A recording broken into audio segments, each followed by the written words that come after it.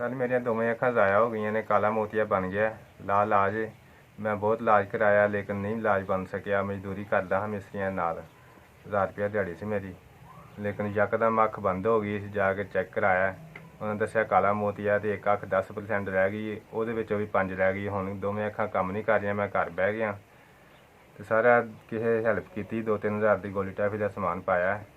मेहरबानी कर लो, इनू वड्डा कर लो, दुकान में मेरा रोज़गार चल जाए। सर तकरीबन 8 साल तो ना मेरी अखां का मसला बनया सी, लेकिन 6 साल तो ना बिल्कुल अखां दोवें ज़ाया हो गई ने, मैं घर बह गया।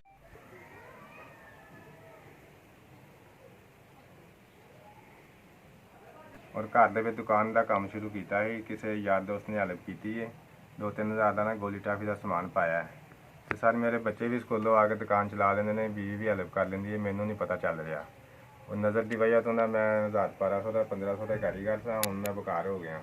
तो मैं चाहना कि मेरी दुकान जी ना कोई करियाने का सौदा पै जाए, आटा घ्यो दाल चीनी, चलो मेरा रोज़गार चल जाए। तो तुहानू भी अल्लाह पाक चलो ज़्यादा फिर मेरा भी सिलसिला चल जाए। साडा ना मेरे ते बड़ा वड्डा एहसान होएगा।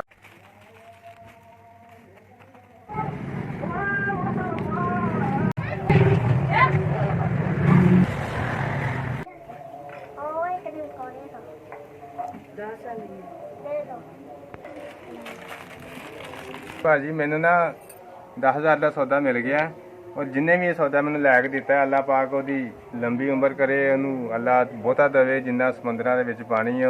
अल्लाह हज कराए, तुहाडे भैन भरावां नूं तंदुरुस्ती मिले, तुहाडे वालदैन नूं, तुहानूं भी असीं ते सारी उम्र तुहानूं दुआवां ही देवांगे कि तुसीं सानूं जिहड़ा ना साडी हेल्प कीती है। मैं बड़ा ही खुश होया मैं, अल्लाह पाक उन्होंने इस तो भी ज़्यादा देवे, और मेरे बच्चों का रिज़क समझो कि इजाफा हो गया है, और अल्लाह पाक उन्होंने इस तो भी ज़्यादा देवे।